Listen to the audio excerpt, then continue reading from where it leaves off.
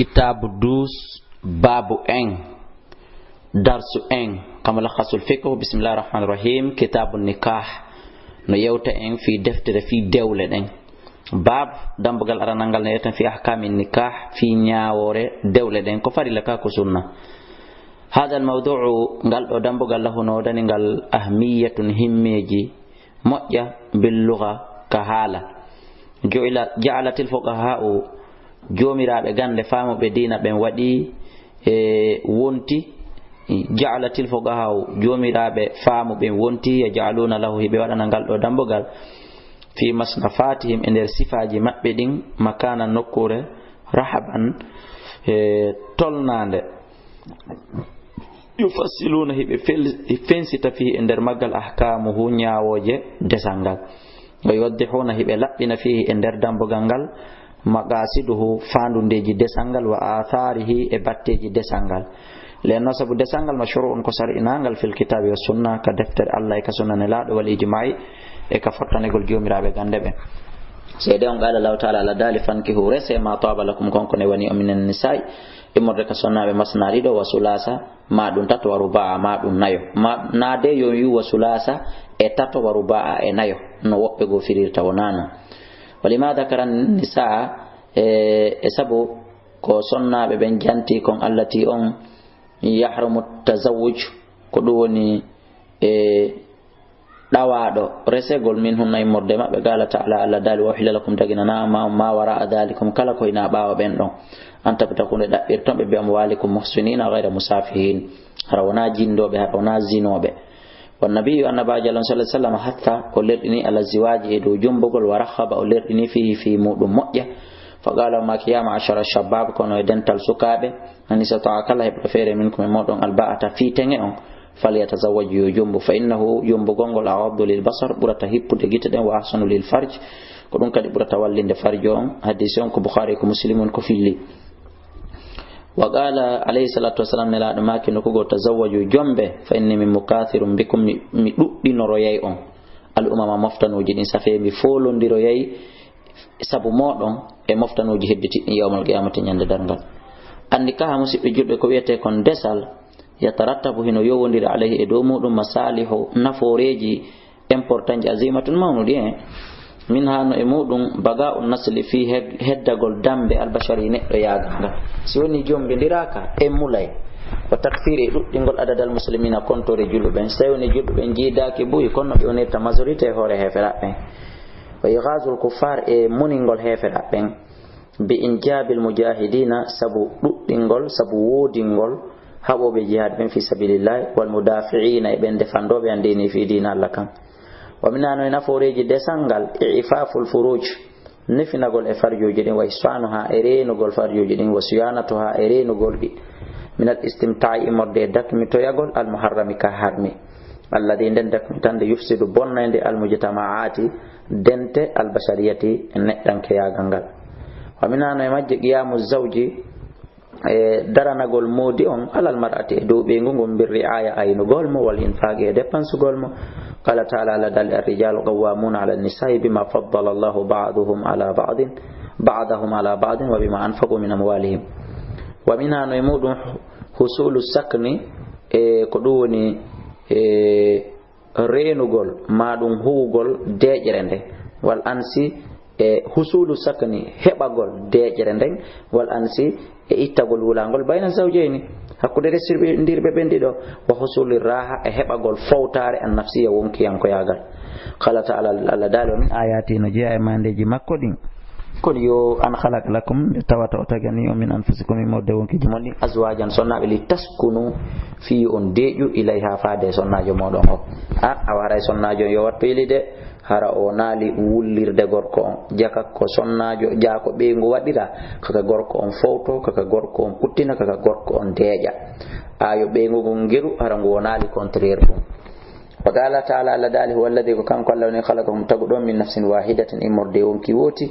wa ja'ala wadi minha makki zawjaha be ngo makki yaskuna fi on tigi deeju ilayha faade makki wa minha no mudum annahu no desangal himayatu ko renugol للمجتمعات البشرية ونند موغندire neddanke yagangal min alwu'i fi yanugol fil fawahisha e jina الخلقية تقو يانكو ياغل التي أندن هورما تهدم الأخلاق هنو منشا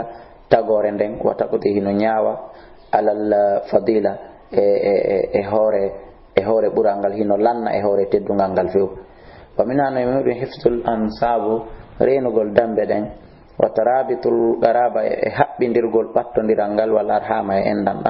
بعضها يوغا يمون ببعض سبو يوغا وقيام الأسر درانغول كدوني نوين الشريفة تدون التي دن تسود الرحمة de tawata yurmende den hino udda dum wasulati jokkugol en dan wa nusrati e wallindirgol gol alal haqq e hore gonga kan wa minha no e mudum at-tarfu tunugol bi banil insani bibbe neddo o anil hayati gaay ngurdam al bahimati itta ngurdam bibbe neddo on bibbe ibnu adamo e gaay mum munte yagal ila al hayati insaniya naba be faade ngurda neddo yagal al kalimati teddudan ila ghayri dhalika ha faade ko ina dum e pijudu min al maswali imorde maslahaji al azimati mawnudi allati din tatarattabu li tawata hino jokkondiri no yowdiri ala nikah e do desal al shar'i sar inangal al sharifi teddungal al mazwifi labungal al qaimi nyibungal ala kitabillahi wa deftari allah den wa sunnati rasulillahi e sunnane la sallallahu alaihi wasallam wan nikahu desal aqdun shar'iyyun ko finde shar'ina de yaqtadi ndeno nyaawa hillu dagagol istimta'i dakemetagol kullun goto kala min az-zawjayn resndirbe bendido ndo dakemetoto bil akhari e oya kama qala an-nabiy sallallahu alaihi wasallam annabaji allah makiri istawsu bin nisa'i khairan he wasiya sonna ben ko mujji bi maana ale go wuri de mabbe mujji fa innahunna no kambe awan indakum ko be wallindirtebe e jungo modo istahalaltum dagine furujahunna ko woni farjuji mabbe din bi kalimatillahi subhanahu allah ngol istahalaltum on dagine furujahunna farjuji mabbe din bi kalimatillahi subhanahu allah ngol wa aqdin nikahi finde dewgal ngal mitaqon ko ahadi bayna zawjayn wondude hakkunde resindiro en qala ta'ala la dali wa akhadna on nangi minkum wa akhadna be jetti be nangi minkum morde modon mitaqan hadi ghalizan tekkundi fawadun aqdu ko finde yujibunde no wodina de no waddina ala kullin do kala min zawjayn imorde resindiro be ndido na hawal akhara hella oya al wafa'u nugol ahadin bi maqtadahu sabu nyaawi tirgol nyaawre Allah den qala ta'ala alla dali ya ayyuhalladhina amanu awfu bil uqud wa yubahu no dagani liman indahu wonande ummon e jungo mum al muqaddarati fere wal amni e holare min al hayfi imorde o nyagol aray no wodani mo droit an yatazawwaja ande o jombata bi akthar min wahidatin ko buri goto qala ta'ala la dal fanki o jombe ma tabalakum min an-nisa'i mathna wa thulatha wa ruba'a fa in khiftum alla ta'dilu fa wahida wal adlu nun dal al matlubu da bangal huna do huwa al adlu al mustata'u kunun dangal on tigi waawingal na ko on tigi waawata kon wa wadum atasiyatu ko fonnugol bayna zawjata ko de be ngol din fi nafakati ka depense wal kaswate ka holtingol wal maskani e ka hunnugol wal mabita e ka walagol senda dum don fonna hakkunde mabbe e baate e dagagol ta'addada zawjati duddingol be ngoli din min mahasin ko jihadun e ko buri labede hadhihi sharia e odo sharia wa salahiyatuha e hisingol sharia li kulli zaman wonande kala zaman wa makani ni nokure lima fi sabukon ko modum min al maswali morde naforeji al azimati mawnudi li rijal wonande worbe ben wan nisaa sonna ben wal mujtamaati e mo ondire den li anna sabukoni min al ma'lumi no jaa ko anda kafrata adadi nisaa wonde duddingol kontore sonna ben on adadi rijali e afwan min al ma'lumi no jaa ko anda kafratu dudugol adadi nisaa kontore rewbe ben montan sonna ben hino dudi an adadi rijali buri kontore worbe ben dum ko anda dum ma'ama yu'tara wondude kon ko taskete ar-rijal worbe min al-akhtar imorde e dansireji allati in taqallala itawata hino fandile kadi adadam kontore mabbe din ka akhtaril hurubi wano dansireji gireji wal asfari e yahduji mimma yanqaridu konko andanda hore ma hino nyaawa ma ho wondude mudum kasratur rijali dudugol worben weta wafaru toujours beyda dudude bihi sabu mudum adadun nisaa kontore rebe bi maana ko sheikhu jon faala en wiude hore ko tawata kon rebe no dudi buri wobe ben fu ko wana non kadi no wodi kadi toujours ko duytata worbe bere boduɓe ben kadi wano jihadiji din en andi ko ben yahata wano masalan ko nano ton do militaire no nabe bataillon ji piroji haray don andi ko worbe en burdude mo ko non kadi e voyage ji dum don fo kadi ko beydata lannude worbe woduɓe ben falaw qasara rajulu sinno gorko on rabbindinike ala wahidatin e dow jombugol sonnajo goto ta'attala haray bolday haray ko do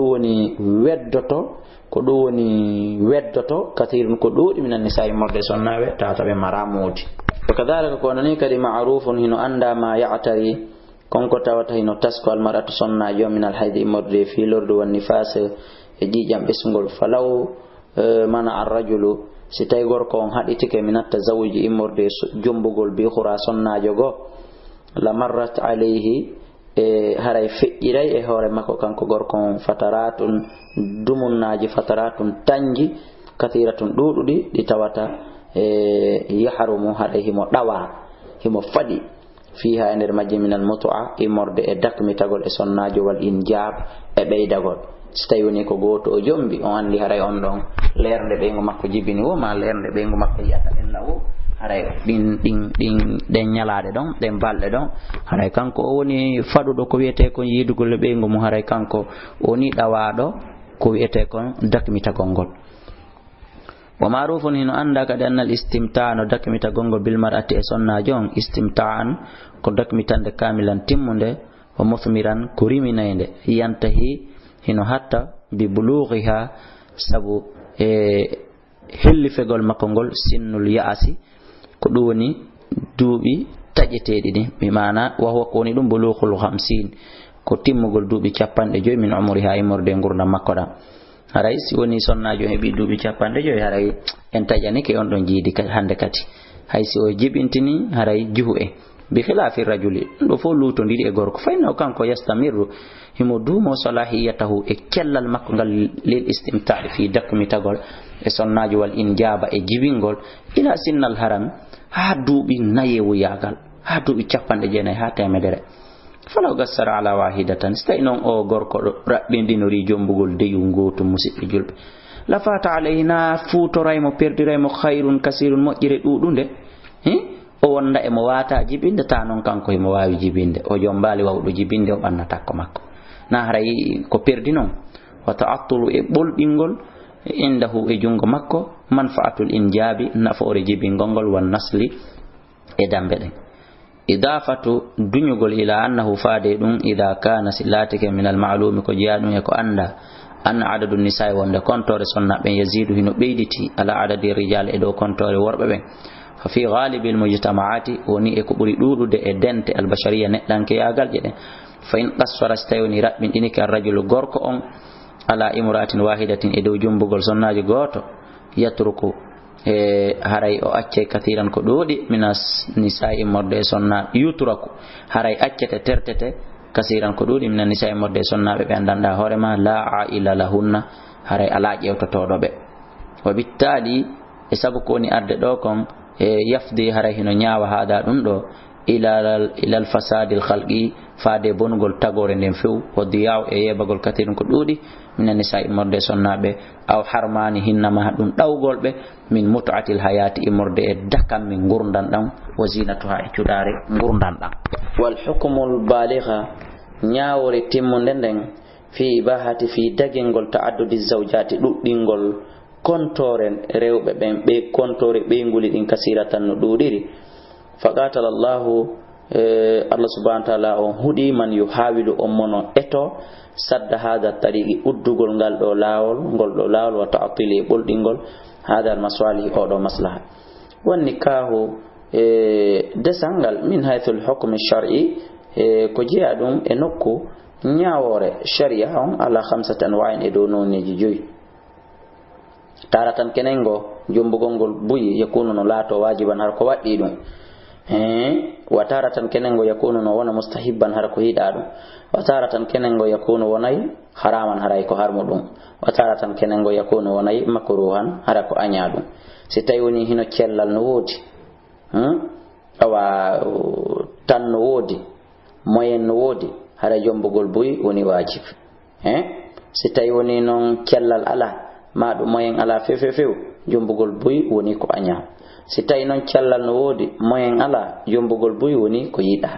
on faami ko non si cellal ala moyen ala jombugol buy woni ko harmi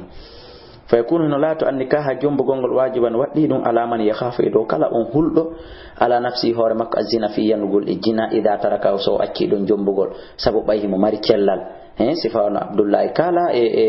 ɗimmoɓe muɗum e ko wayitirta noon labudda yewten bi mana fi yo haqqille yimɓe ɓen finu faama wonde jombugol ngol tawi tun on tigi no selli himo gayna jogagol ko wiyete kon ɓeygu haray ta o jooɗo e néglisugol o inna o jombata haray ko wajibi e on ɗo jombugol goto ɗiɗo tato nayo ko wajibi e makko lenno sabu ɗum musidɓe julɓe tariqun li ifafin ko laawol wallaygol ma ha nefinoɗa nefingol nafsuhu wonki mum kimnal haram immorde ko harmi miji temo ñaami ɗo maaro e tew ha haari ka muɗum yalti tawi woɓɓe no ɓanndiɗa putti hoy ma jaabere hoy aray haaju makko e ɗum aray haaju makko wonata e ɗum naaray o nefinotoye ɗum kono miji temo yalti ka muɗum ittali kooƴe tawi woɓɓe no ɓanni hayso ko futti aray o leppotondi ka donc aray ko yo on faamo ɗum wa fi hadihi alhalati woni oɗo alhaali qala cheikhul islam ibnu taymiyya rahimahullah oɗo cheikhujo maki wa in ihtaja al insana si neɗɗon hatto jini landi kay faade jombugol ngol wa khafa al anata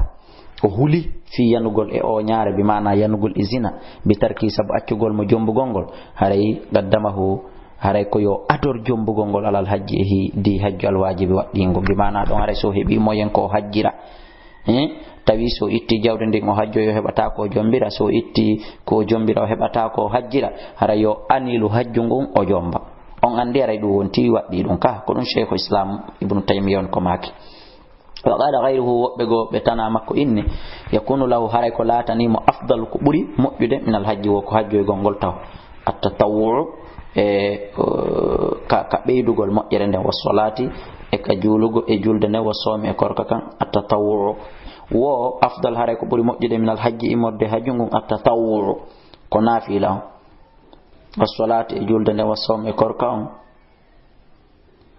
afdalu yakunu lahu latantom afdal ko ɓuri moƴƴude min al hajji immorde hajju ngun wo haray jombugol ngol wonay ko ɓuri moƴƴude e jungo makko attatawwu haray hajju ngun ɗon fewno ɗon wonti ay ɓeydugol ɗiggireji wa salatu wa sawm e julde nden e korka kan attatawwu haray ɗum ɗon fof ko ɓeydugol moƴƴireji قال بإني ولا فرق difference على في هذا الحالة الحال بين القادر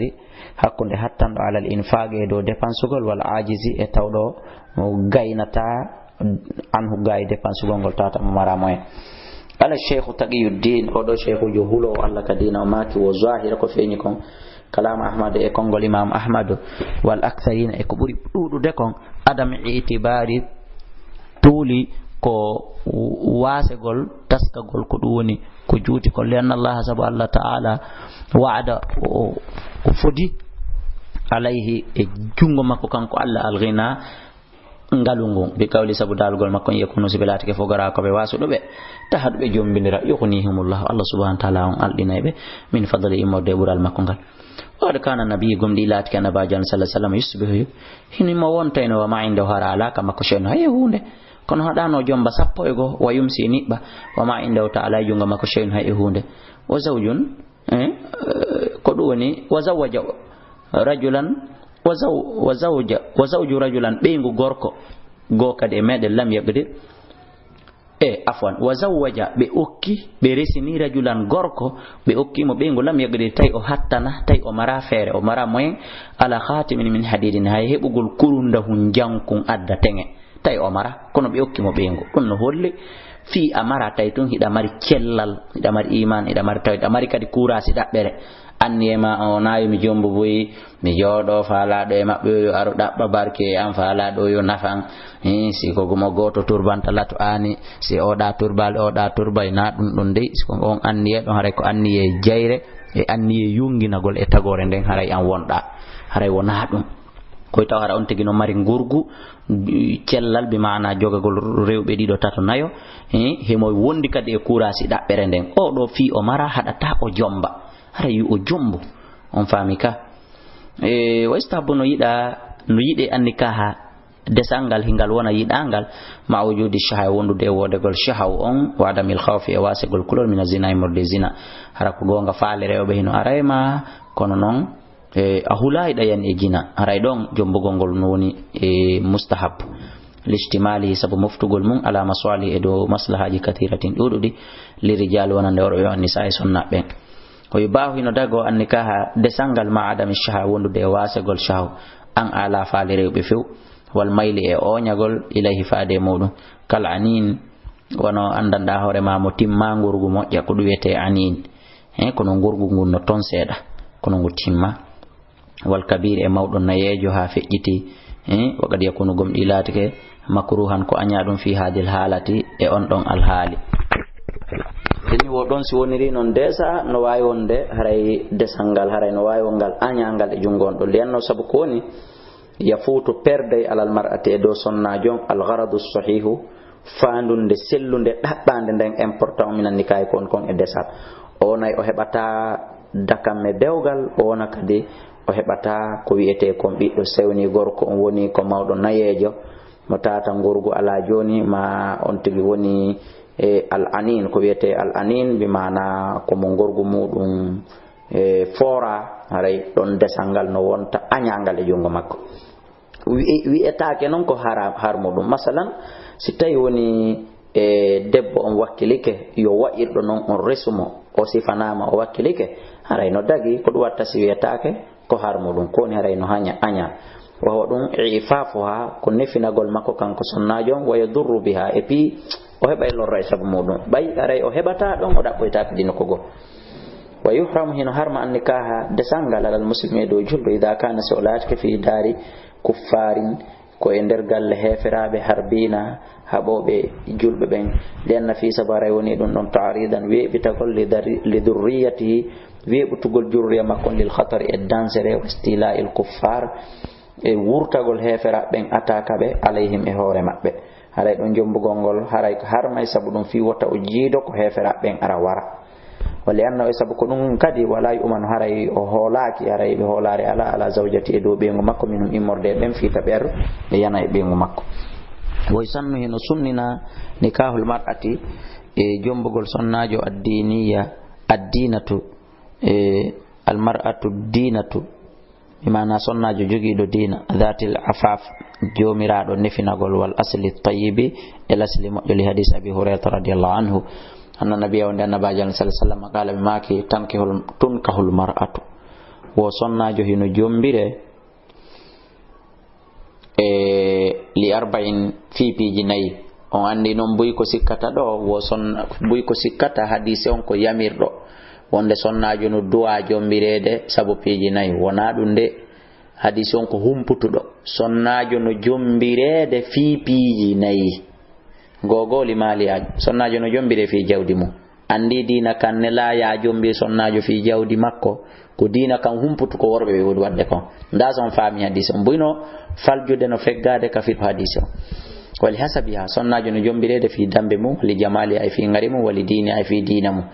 kono hino non ko nelaado yamiri kon be maki fazfar bidati din accu yedoda jondina kan be mana jombu jomiral dina kan tarbiti yadaka tabinti jungo mango e dundo muttafaq alayhi wa qad warada gomdi juli annahi hadorne an nikahil mar'ati fi jombugol sonnajo li ghayri dinara nasabu dina makko kan o jombira few qala sallallahu alaihi wasallam ma la tanki wota jomba nisa sonna be lusunina fi ngari mabbe fala Allah no gasa kanko yurdina o ko duwoni o halkoto nyande go kana wala limalihin taw jombir goddo sabu jawdi fala Allah no gasa koni yatughihinna fala Allah no gasa koni yutughihinna ko duwoni be perdo e nyande go wonke wonna jombire be din sabu dina kan wagada hatta nabi gom di nabaji sallallahu alaihi wasallam lerdini ala ikhtiyaril bikri subagol kadi jiwo fagala al jabir makira del anhu fa halla bikran hanno jombaji o ankati hara jombali yumbirawo tulaibu ha wa tulaibuka tawa fijira mo fijirte jombugol jiwo musibbe julbe di jom buri di jombugol yumbirawo non kadi muttafaqun alai hadith on ko fotanado ولما في زواج البكر اكدي سبكون يكون يجومبغول جيو من الألفة التامة هراي أهبي ووتندير الموتندير تاوتندير عند تيموندي حيث لم يسبق لها نكو كتاتا هاري أدي تناكي مهاهند تزوج جومبغول كاوني كهور ميتاتم يا أخي بمن قد يكون بأن هوري ما قوم دي تاوتا لاتي نوكي قبلها كو أديمو متعلقا كو يويتي دم به إماكو فلا تكون لا تتاكو حاجتها حاج مكن للزوج في مودي الأخير قرقل تامة نتمر سونا ويسن سننا اختيار الزوجة سبقل بينغو الولود يدهدو أي بأن تكون لاتو من نساء مود سنة يعرفون أندرا بكثرة الأولاد جبينغول بوي عفوا ويسن سننا اختيار سبقل الزوجة الولود sonnajo jibinowo ɓiijiiɗo toɗo ay biyan takuna nde lato min nisa'i jiyaaɗo e sonnaɓe yurafuna andiraɓe katarati lawladi ɓiɓɓe boy li hadis anas radiyallahu anhu anin nabi ko jettani bajano sallallahu alaihi wasallam annahu kanko ne laɗo galaw makki tasawwaju jombe alwaduda yiɗaɗo taw jombo mo goto falaka alwaluda jibinowo kadi fa inni min mukathirum bikum mi ɗuɗɗinoroya on al'umama moftanuji ɗi yawmal qiyama rawahu nasai wa ghayruhu wa jaa hino ari bi ma'nahu e ma'nahu hadis ahadis hadiseje boy حكم التزوج نياوري جنبغول يختلف إنه لوتندري باختلاف سبب لوتندري كل حال الشخص الحال يمبه وقدرته اتاك يمبه الجسميه بالي يانكو ياغال والماليه جودي يانكو ياغال واستعداده هبلا غول مودون لتحمل صبرون دي تاغول مسؤوليتي responsibility مودون وقد حسن النبي غومدي نباجان صلى الله عليه وسلم يمري الشباب سوكابن على الزواج جنبغول الزواج المبكر جنبغول law لأنهم سبقوا كم بأحوج إليه بري حتى جنده الدسانغال من غير مديتنا مبه قال صلى الله عليه وسلم ما كيا معشر الشباب كونوا يدنتل سكاب من استطاع منكم الباءة فليتزوج فإنه أغض للبصر وأحسن للفرج انفرين حديث أنانه kodum burata hippude gite den kodum burata reenude farjom wa man lam yasati kala mo hebal fere fa ala yarayno fayima bisawmi kor horugol sono kala fayno kor kala wonande mo wijaun wonanay mo hedode rawahu al-bukhari wa muslim wa ghayri ma ko inabe kambe wal baatu ko wiete tenge ko nelaado maake gon kala e modon hebudo tenge kala e mo hebudo baata qila wi ama hiya dum aljima ko rendi gongo kala tawdo hino waawi rendude e sonnajo on ittoloko wobbe go wi ko wiete al baata wa qila wi ama hiya dum muannu nikahi ko dépensi jombo gongol fere mariage on wala tunafi bainal qawlain kono ko rabbidi kon din kongodi don didi kala riwetaake ko marda fere mariage wo si tawi wata yottade be nguma haray marsata ko wawda yottade be nguma wo kadi samarali haybal fere no arda haray kadi marsata lenna takdir sabu hatta ngongol manisa tawana don taga nado min kume modon aljima ko rindi gongo le kudrati sabu taga makon alamu inni nikah e do dépensugol dewgangal wa qawli aghaddu lil basar ko dum burata hippude gite den ay adfaw ko dum burata dunyude li aynin mutasawwiji gite jombo don ani nazari gaay darugol ila al ajnabiyati faade debbo janan wa qawlu ahsanu lil farji ay ashad ko dum buri tidude man an sakkagol wa hifzan lahu irenugol mo min al wuqidi yanugol fil fahishati zina summa qala refto maaki mamal lam yastatihi umma wawatano ay la yaqdir tawtagana kala nikah e do jombo gongol wa ma'unuhu e dépense mon fala yaren fayon bisaw ayat yattakhidu sawma ko yo jogi to korka sono kala ilajan e ka jewtagol ka nyawndi torgol e badilan ka wattitirgol desangal fa innahu lahu wija'un ay yadfa'u shahawa haray ko dum don dunyanta mo saw on ويجنب إنمو خطرها نمبراجي زيناو كما يقطعها الوجاء وانو كورك كان تأجير تهيغنغ وهو الاختصاء كدون هيرتنغل لأن الصائم سبهور دون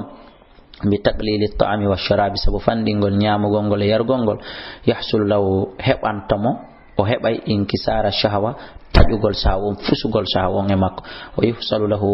هب أنامو شعور سؤال خاص هرتين في حال الصيام عند الحال كورك كم من خشية الله إمر كل الله وتقواه كل الله كما قال تعالى وأن الله دالي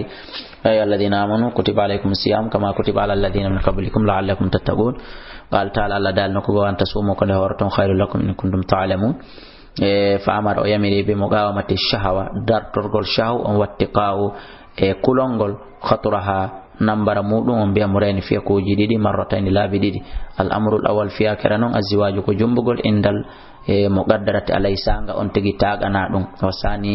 لمن الصيام كهورغول لمن لم يقدر ونند أمه حتى ناك على الزواج جنبغول مما يدلكم كنتين على أنه